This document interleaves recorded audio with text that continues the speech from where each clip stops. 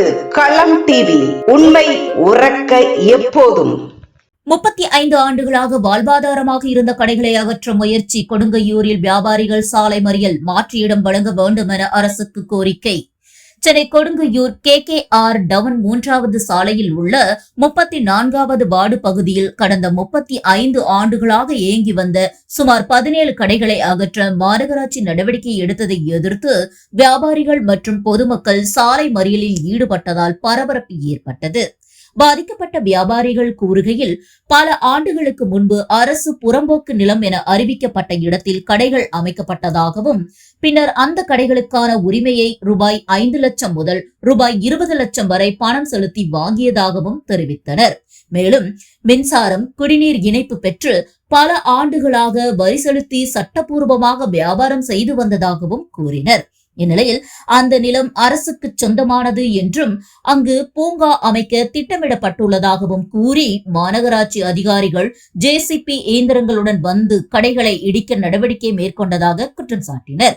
இதற்கு எதிர்ப்பு தெரிவித்து வியாபாரிகள் சாலை மறியலில் ஈடுபட்டதால் அப்பகுதியில் சிறிது நேரம் பதற்றமான சூழல் நிலவியது.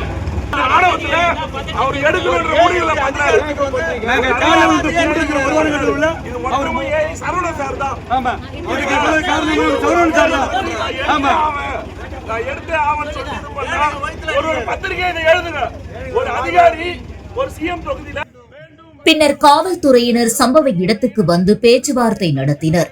அப்போது வியாபாரிகளுக்கு 10 நாட்கள் அவகாசம் வழங்கப்படும் என உறுதியளிக்கப்பட்டதாக கூறப்படுகிறது.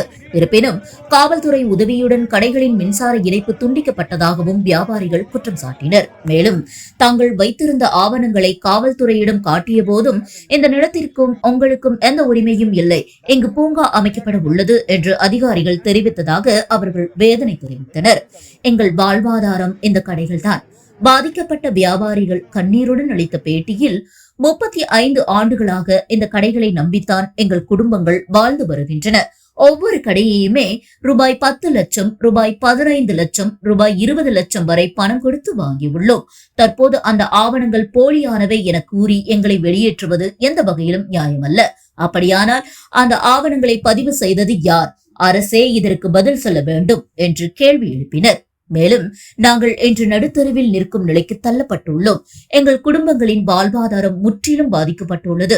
எங்களுக்கு மாற்று இடம் வழங்க வேண்டும். எங்கள் பிரச்சனையில் அரசு உடனடியாக தலையிட்டு தீர்வு காண வேண்டும் என்று கோரிக்கை விடுத்தனர்.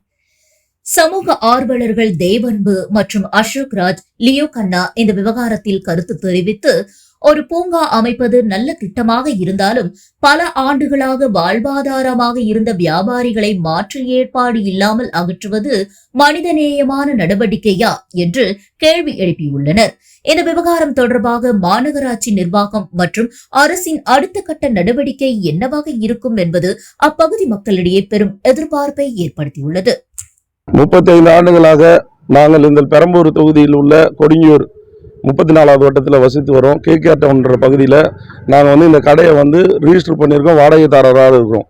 குறைஞ்சபட்சம் போன வருஷம் பக்கத்தில் லே அவுட் போட்டாங்க. அந்த லே அவுட் அரசு புறம்போக்கு நிலம் என்று அறிவித்து அரசு அந்த இடத்த கையகப்படுத்தினாங்க. இதில் நாங்கள் ஒரு 17 கடைக்காரங்க வரி செலுத்தி பட்டாவோட நல்ல நிரந்தரமாக ஒரு 10 லட்சம் 5 லட்சம்னு சொல்லி ரிஜிஸ்டர் பண்ணி கவர்மெண்ட் ஆவணத்தோடு ரிஜிஸ்டர் பண்ணி இந்த கடையை நடத்தி வரோம். இப்போ அரசு இப்போது இதை எங்களுடைய அரசு இடன்றது அறிவித்து எங்களை எடுக்கிறதுக்கு புல்டோஸ் இயந்திரம் மூலமாக இடிக்கிறதுக்கு வந்தாங்க. காவல்துறையினர் உதவியுடன் கரண்ட் துண்டிக்கப்பட்டது. நாங்கள் அனைவரும் போய் அந்த அதிகாரியிடம் எங்களுடைய ஆவணங்களை காமிச்சு, இதனுடைய ஆவணங்கள் கரெக்டாக இருக்குது, ரிஜிஸ்டர் பண்ணி கொடுத்தது எப்படி, பட்டா கொடுத்துருக்காங்க, போன மாதம் வரைக்கும் டேக்ஸ் கொடுத்துருக்காங்க, அந்த டேக்ஸ் இந்த டாக்குமெண்ட் எல்லாம் கொடுத்தனால அவங்க சரி நாங்கள் உங்களுக்கு 10 நாள் அவகாசம் தரோம், நீங்கள் இதை முறைப்படி சட்ட ரீதியாக நீங்கள் சந்திக்கணும்னு சொல்லிட்டு போயிருக்காங்க. இந்த தமிழக அரசு மக்களுக்கான அரசாக இருந்து தலைவர் தொகுதி இவர் சிஎமோட தொகுதின்றனால எங்களுடைய அடிப்படை வசதியை சம்பாரித்து வழிநடத்தக்கூடிய இந்த கடையை எங்களுக்கு ஆவணப்படுத்தி கொடுக்கணும். மேற்கொண்டு 10 முறை ரிஜிஸ்டர் பண்ணியிருக்கோம். எங்களை மாதிரி 10 பேர் தொடர்ந்து வாங்கியிருக்காங்க. இந்த ஆவணங்கள்லாம் எப்படி அரசு தான் ரிஜிஸ்டர் பண்ணி கொடுத்தனால இது அரசு ஆவணம் நம்பி தான் நாங்கள் வாங்கினோம். அதனால் இன்னைக்கு இல்லைன்னு சொன்னும்போது நாங்கள் நடுத்தெருவில் நிற்கிறோம். பெரம்பூர் தொகுதி மக்கள் நல்லா இருக்கணும்னு நினச்சி தான் நாங்கள் அரசுக்கு வாக்கு செலுத்தணும். இப்போ நாங்களே நடு ரோட்டில் நின்று கஷ்டப்படுற அளவுக்கு இருக்குது. இது அரசு காதில் ஏற்றுக்கொண்டு முதலமைச்சர் அவர்கள் எங்களுக்கு ஒரு நல்ல ஒரு முடிவை எங்களுக்கு தரணுன்றதை நாங்கள் ரொம்ப இந்த கடைக்காரங்க சார்பாக ரொம்ப தாழ்மையோடு கேட்டுக்கொள்கிறோம். 25 வருஷமா இந்த இதில் இருக்குன்றீங்க. இடம் எவ்வளோ கொடுத்து வாங்கிட்டு வந்தீங்க? நாங்கள் முதல்ல 10 லட்சம், அப்புறம் இப்போ 14 லட்சம், இப்போ 25 லட்சம் வரைக்கும் கொடுத்து வாங்கியிருக்கோம். போன மாதம் வரைக்கும் டேக்ஸ் கட்டியிருக்கோம், அந்த ரிசிப்ட் வச்சுருக்கோம், கேட்டிருக்கோம். எல்லாமே வந்து ஆவணங்கள் பக்காவாக இருக்கிறனால மட்டும்தான் நாங்கள் வந்து இது தொடர்ந்து வாங்கிட்டு இருந்தோம். இன்னைக்கு தண்ணி வரி, சொத்து வரி, ட்ரைனேஜ் எல்லாமே இன்னைக்கு கவர்மெண்ட் இன்னைக்கு வரைக்கும் வாங்கிட்டு இருக்கிறாங்க. இன்னைக்கு வந்து அதிகாரிங்க வந்து இதை வந்து அரசு நிலன்றது சொல்கிறது வந்து எங்களுக்கு ரொம்ப மனசில் வருத்தம் அளிக்கிறது. இதை வந்து அரசு தான், முதலமைச்சர் தொகுதியில் வந்து இது வந்து காது கொடுத்து கேட்டு அவங்க தான் வந்து இதை வந்து பார்த்து எங்களுக்கு நல்ல ஒரு முடிவை எடுத்து தரணுன்றத இந்த வாயிலாக ரொம்ப கேட்டுக்கிறோம்.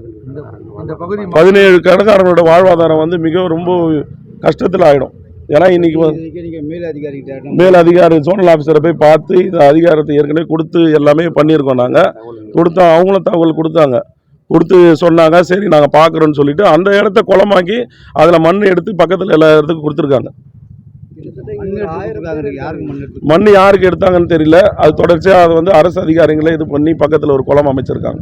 இந்த பகுதியில் அவங்க 1000 பேருக்கு மேலே பகுதி மக்கள் இருக்காங்க. அவங்களுக்கு பகுதி மக்களுக்கு தேவையான அத்தியாவசிய பொருளும் பல தொழிலும் இங்கே ஒரு கடையை நடத்திட்டு இருக்காங்க. அதனால் அவங்களுக்கு மக்களுடைய இங்கே கடை நடத்துவனுடைய வாழ்வாதாரம் பாதிக்காரமாக இந்த அரசு ஒரு நல்ல முடிவை எங்களுக்கு 5 நாளில் நல்ல முடிவை சொல்லணும்னு தாழ்மையோடு கேட்டுக்கொள்கிறோம். இப்போ திருப்பி வந்து மாநகராட்சி அதிகாரிங்க வந்து கடை எடுக்க வந்தாங்க. அடுத்த கட்ட நாங்கள் அடுத்தது இங்கே இல்லாமல் சட்ட ரீதியாக பார்ப்போம். அதே மாதிரி இதில் அடுத்த கட்ட போராட்டம் பண்ணுவோம். அடுத்த வாட்டி நடவடிக்கை இருந்தால் நாங்கள் வந்து மண்ணெண்ணெய் வச்சு தீ குளிச்சு எரிவோம். இதுதான் எங்களுடைய முடிவை. அடுத்து இந்த கடை வந்து 400 வீட்டுக்காரர் நம்பி தான் இருக்குது. இங்கே ஊனமுற்றோர்கள், முதியோர்கள், வயசானவர்கள், பெண்கள்லாம் வந்து பாதுகாப்பாக இந்த கடைக்கு வந்து பொருள் வாங்கிட்டு போய் அவங்க வாழ்வாரம் சிறப்பாக நடைபெற்று இருக்குது. எங்களுக்கு அவங்க பாதுகாப்பு, அவங்களுக்கு நாங்கள் பாதுகாப்பாக 37 ஆண்டுகளாக நாங்கள் ஒரு ஒற்றுமையாக வாழ்ந்து வருகிறோம். இதுக்கு இடையூறு செய்யும் வகையில் இந்த அதிகாரிகள் வந்து எங்களை காலி செய்ய சொன்னார்கள். இந்த தடுத்து நிறுத்தி அனுப்பியிருக்கிறோம். இந்த முதலமைச்சர் தலையிட்டு நல்ல ஒரு முடிவை கூறுமாறு அன்போடு கேட்டுக்கொள்கிறோம். கல்யாணம் நம்பி தான் சார் வாழறோம். இதை நம்பி லோனுக்கு வாங்கிட்டு இருக்கிறோம், கப்பலையும் கல்யாணம் பண்ணிட்டு இருக்கிறோம். நீங்கள் எப்படியும் காப்பாற்றி கொடுக்கணும் கடையை. இது ஒரு புண்ணியமாக போகுது சார் உங்களுக்கு. சிஎம் சார் லாண்டி கடை வச்சுக்கிறோம் சார். நாங்கள் பட்டா ரிஜிஸ்டர் பண்ணிக்கிறோம் சார். ரிஜிஸ்டர் பண்ணி 36 வருஷம் ஆகுது. 91 பண்ணோம். அதில் வந்து நாங்கள் அந்த கடை நடத்திட்டு இருக்கிறோம். இங்கே எங்களுக்கு எப்படியோ கொஞ்சம் பண்ணி கொடுங்க, உங்களுக்கு புண்ணியமாக போகுது.